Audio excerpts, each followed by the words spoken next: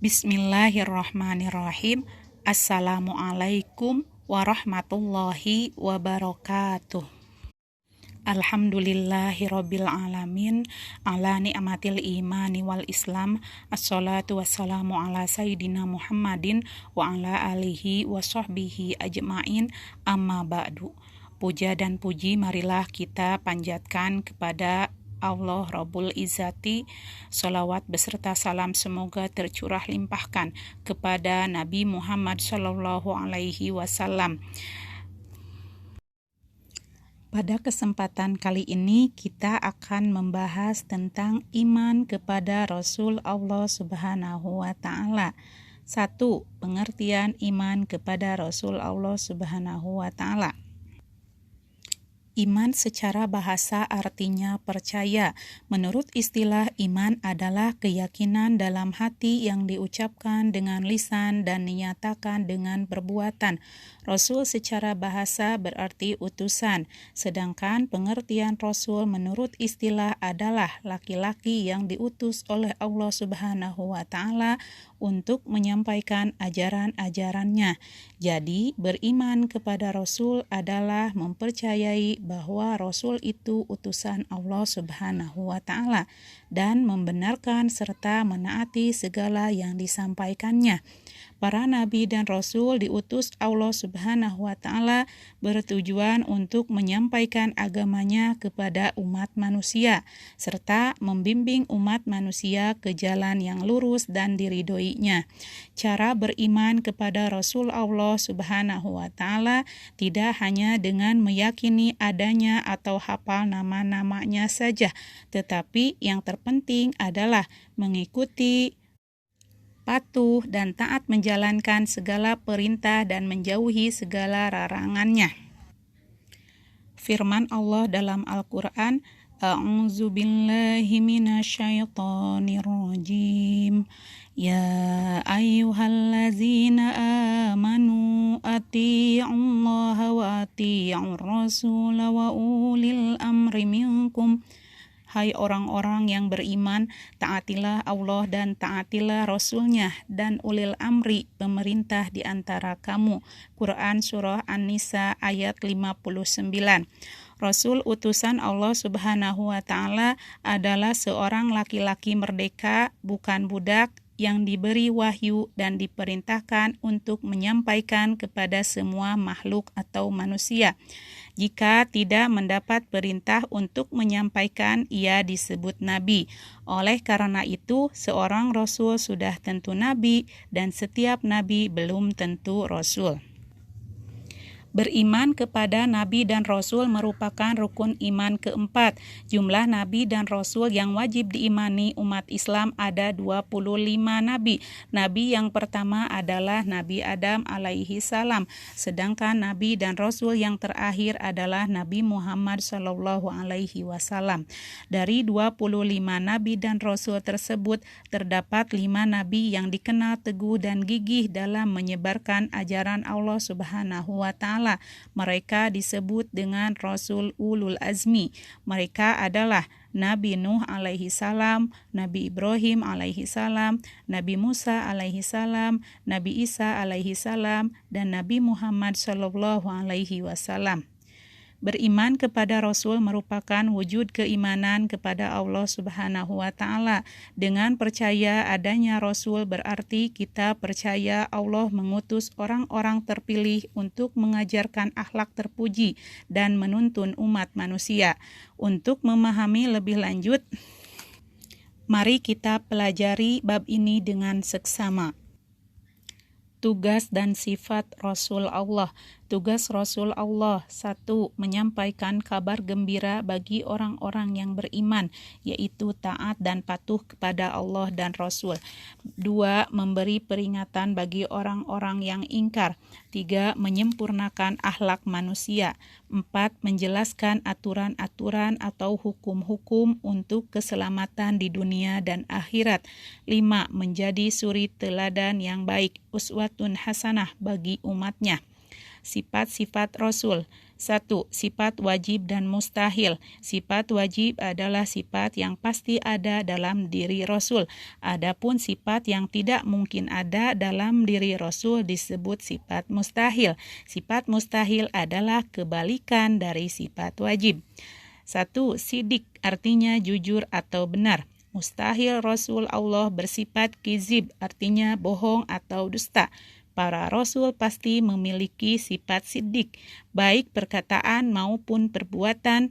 Dengan sifat ini, maka ajaran yang dibawanya dapat diterima dan diikuti umat manusia.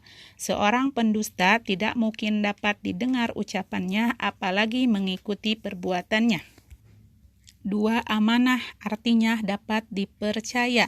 Mustahil Rasul Allah bersifat khianat, berarti tidak dapat dipercaya. Para Rasul Allah pasti dapat menjaga amanah yang diberikan Allah Subhanahu wa Ta'ala. Setiap perintah pasti dipatuhi dan tidak mungkin melanggar aturan yang telah ditetapkan Allah Subhanahu wa Ta'ala. Sedangkan seorang pengkhianat tidak mungkin dapat dipercaya. 3. Tabligh artinya menyampaikan. Mustahil para Rasul bersifat kitman, berarti menyembunyikan. Para Rasul Allah senantiasa menyampaikan segala ajaran dan wahyu dari Allah Subhanahu wa Ta'ala. Tidak satu hal pun yang mereka sembunyikan. Jika Rasul bersifat kitman, maka ajaran Allah tidak akan sampai kepada kita. 4. Patonah artinya cerdas. Mustahil Rasul Allah bersifat baladah yang berarti bodoh.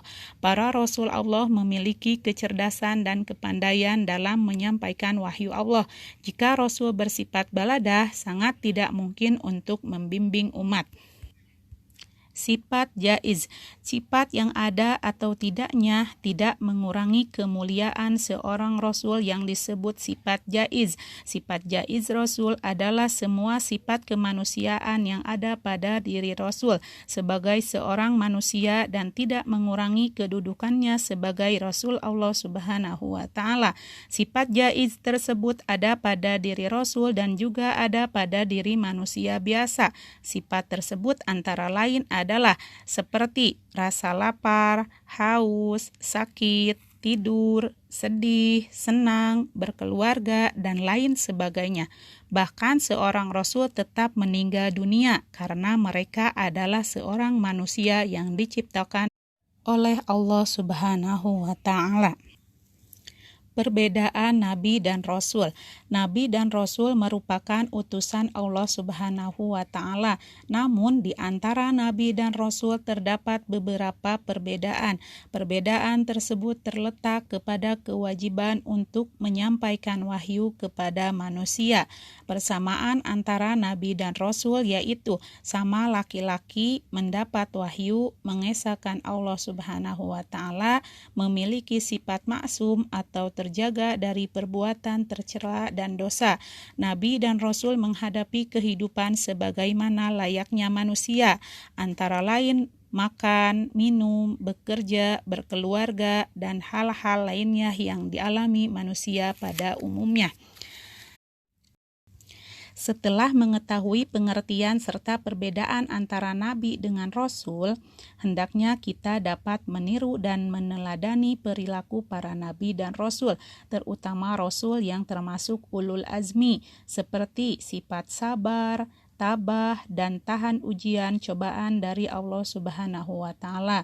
Contoh perilaku Nabi Muhammad SAW secara singkat.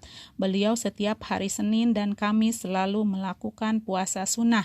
Nabi Muhammad SAW juga berpuasa pada hari-hari yang disunahkan.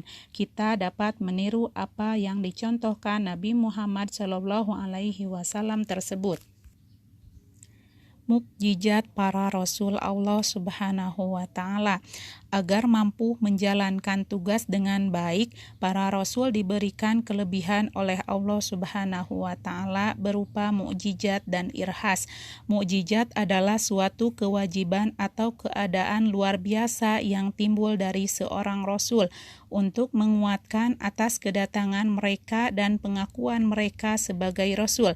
Sedangkan irhas adalah suatu keajaiban luar biasa yang timbul dari seorang rasul sebelum beliau menjadi rasul. Misalnya, Nabi Isa alaihi salam dapat berbicara di waktu masih bayi. Di antara mukjizat para rasul dijelaskan sebagai berikut. 1.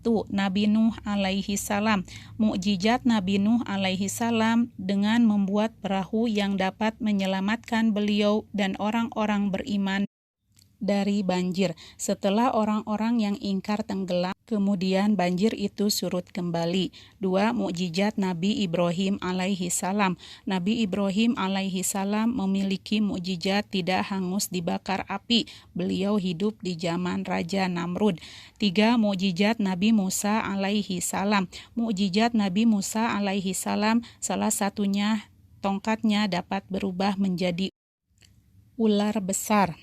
Atas kekuasaan Allah Subhanahu wa Ta'ala, tongkat Nabi Musa alaihi salam juga dapat membelah lautan ketika beliau dan pengikutnya dikejar Fir'aun bersama tentaranya. Laut Merah terbelah menjadi dua. Kemudian Nabi Musa alaihi salam dan pengikutnya melewati laut itu dengan selamat, sedangkan Fir'aun dan pengikutnya tenggelam. Mukjizat Nabi Musa alaihi salam yang lain, tongkat dipukulkan pada batu kemudian dapat memancarkan 12 mata air. 4. Mukjizat Nabi Isa alaihi salam. Irhas atau sesuatu yang luar biasa dalam diri Nabi Isa alaihi salam ketika masih bayi dapat berbicara. Sedangkan mukjizat Nabi Isa alaihi salam adalah dapat membuat burung dari tanah liat yang dikepa-kepa dan meniupnya, lalu menjadi hidup seperti burung yang sesungguhnya. Beliau juga dapat menyembuhkan orang buta dan orang yang menderita sakit kusta. Selain itu, Nabi Isa alaihi salam dapat menghidupkan orang yang sudah mati atas izin Allah Subhanahu wa Ta'ala, walaupun hanya sebentar. Beliau juga dapat menurunkan makanan dari langit. Nabi Isa alaihi salam terlahir atas kehendak Allah Subhanahu wa Ta'ala tanpa seorang bapa. Ibunya bernama Maryam. Beliau diutus oleh Allah Subhanahu wa Ta'ala kepada Bani Israel. Allah menurunkan kitab Injil kepada Nabi Isa alaihi salam. Nabi Isa alaihi salam diuji Allah dengan umat yang sangat sulit percaya kepada Allah. Beliau terus dikejar dan diincar untuk dibunuh. Hingga akhirnya Allah menyelamatkan dengan kekuasaannya yang tak terbatas. Mukjizat Nabi Muhammad Shallallahu Alaihi Wasallam. Beberapa mukjizat yang diterima dari Nabi Muhammad Shallallahu Alaihi Wasallam antara lain: A. Dibelah dadanya oleh malaikat Jibril untuk dibersihkan hatinya. B. Setiap bepergian selalu dipayungi awan sehingga tidak merasa kepanasan. C. Dapat memancarkan air dari jari-jarinya yang dapat menghilangkan rasa haus dan dahaga setelah minum air itu. D. Mampu membelah bulan menjadi dua. E. Isra Mi'raj ke Sidratul Muntaha. F. Al-Quran merupakan mukjizat terbesar bagi Nabi Muhammad Shallallahu Alaihi Wasallam. Nabi Muhammad Shallallahu Alaihi Wasallam diutus bukan hanya kepada satu kaum, melainkan kepada semua umat manusia di dunia. Nabi Muhammad Shallallahu Alaihi Wasallam banyak menghadapi penentangan dalam dakwahnya. Penentangan bukan saja orang lain, tetapi juga dari Abu Lahab, pamannya sendiri. Rasulullah Shallallahu Alaihi Wasallam juga harus ikut menderita tatkala Bani Hashim diboikot, diasingkan di sebuah lembah dikarenakan dakwahnya. Dan masih banyak lagi kesabaran dan masa-masa sulit yang dihadapi beliau dari mulai lahir sampai beliau wafat. Tanda-tanda Nabi atau Rasul yang mendapat gelar Ulul Azmi adalah: 1. Memiliki kesabaran yang tinggi dalam berdakwah. 2. Senantiasa memohon kepada Allah Subhanahu wa Ta'ala agar tidak menurunkan azab kepada kaumnya. 3. Selalu berdoa agar Allah Subhanahu wa Ta'ala memberi hidayah kepada kaumnya. 4. Memiliki mukjizat sebagai bukti kenabian. Hanya itu yang dapat disampaikan pada kesempatan kali ini. Mudah-mudahan bermanfaat. Ditutup dengan doa, Rabbana atina fid dunya hasanah wa fil akhirati hasanah wa qina azabannar.